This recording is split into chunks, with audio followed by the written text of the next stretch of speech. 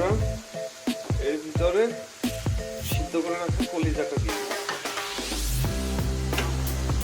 ভালো করে কলিজাটা মাখিয়ে নিই। এখানে শুধু কলিজা নাই, আছে গিলা, মুরগির গিলা আর 2টা মাথা ছিল, সেটাও রেখে দেওয়া হয়েছিল।